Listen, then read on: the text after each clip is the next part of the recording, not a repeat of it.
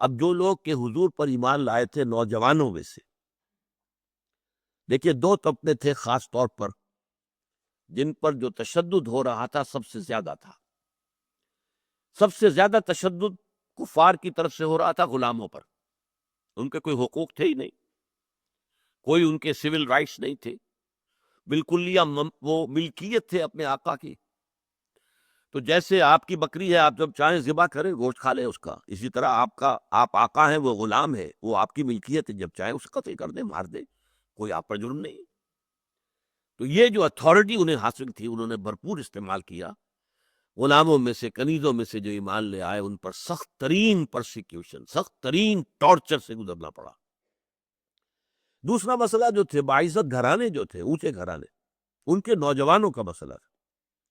وہ ایمان لے آئے تو والدین کی طرف سے تشدد ہے. والدین کو تو حق حاصل ہے کہ اپنی اولاد کے اوپر تشدد کرے، کوئی ہاتھ نہیں روک سکتا. میرا بیٹا ہے بھائی، میں جو کچھ کر رہا ہوں، تم کون ہو بیچ میں بولنے والے.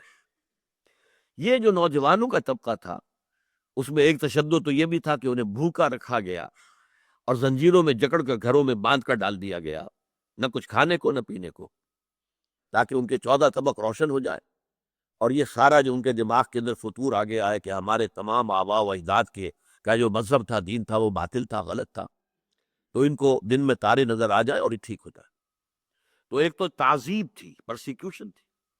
ایک اور تھا اخلاقی دباؤ. والدین مثلا کہہ بیٹھتے ہیں کہ اب ہم نہ کھائیں گے نہ پیئیں گے، اپنے آپ کو ہلاک کر لیں گے جب تک کہ فلاں ہمارا بیٹا جو ہے واپس اپنے آبائی دین میں نہیں آتا. اب ان نوجوانوں کے دلوں کی کیا گزر رہی ہے. آپ کو معلوم ہے سعد ابن ابی وقاص رضی اللہ تعالی عنہ، ان کی والد فوت ہو چکے تھے، والدہ تھی، بڑی محنت سے پالا تھا، ناز و نعم میں پالا تھا.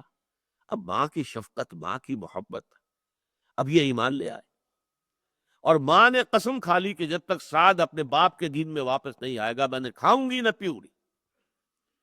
بھوک ہڑتال، مرن برت رکھ لیا. اب کیا بیت رہی ہوگی حضرت سعد کے دل پر. تو یہ جو ایک پرابلم تھا پریکٹیکل، ایک حق اللہ کا ہے، اس کے دین کا تقاضا ہے، اس میں کسی کو شریک نہیں کرنا ہے. اور ایک یہ ہے کہ والدین کا حق ہے، عقل کی روح سے بھی ہے، فطرت کی روح سے بھی ہے. یہ دونوں ٹکرا رہے ہیں آپس میں، یہ حق. تو اب کیا کیا جائے؟ تو پریکٹیکل جواب یہ دیا گیا فلا تطعہما، اگر وہ تمہیں حکم دے کہ تم شریک ٹھہراؤ میرے ساتھ کسی ایسی ہستی کو جس کے لیے تمہارے پاس کوئی علم نہیں ہو.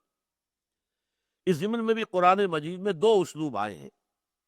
ایک تو یہ ما لیس لک بہ علم، کوئی علمی بنیاد ہے اس بات کی کہ اللہ کے ساتھ کوئی شریک ہے؟ کوئی علمی بنیاد، کوئی عقلی بنیاد نہیں، کوئی منطقی بنیاد نہیں.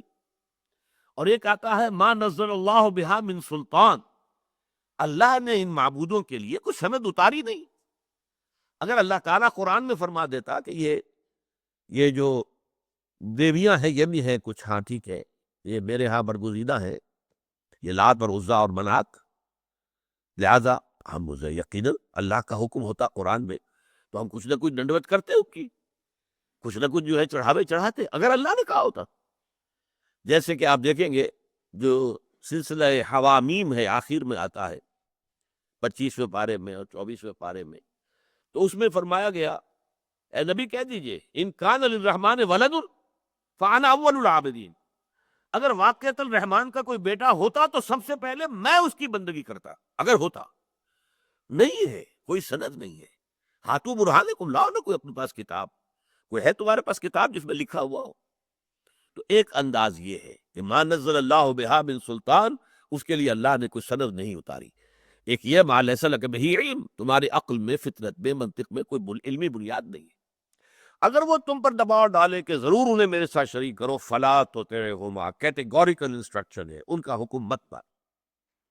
لیکن یہاں ذرا خلا ہے جو کہ سورہ لقمان میں جو ہے اس کو پر کیا گیا. پھر کیا کرے؟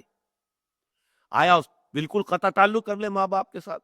نہیں، فرمائیے نہیں. وہاں فرمایا فلا تطعہما وصاحبہما فی الدنیا معروفا، پھر بھی ان کے ساتھ دنیا میں بھلے طریقے کے ساتھ گزارا کرو. آخر والدین تو ہے. اگر وہ اب غریب ہو گئے ہیں، بڑھاپے کو پہنچ گئے ہیں، اما یبلغن عندک الکبر احدہما او کلاہما فلا تقل لہما اف، چاہے وہ کافر ہے، مشرک ہے، کچھ بھی ہے، ایک بات میں تو ان کے کہنا نہیں ماننا، شرک نہیں کرنا ہے، توحید پر ڈٹے رہنا ہے۔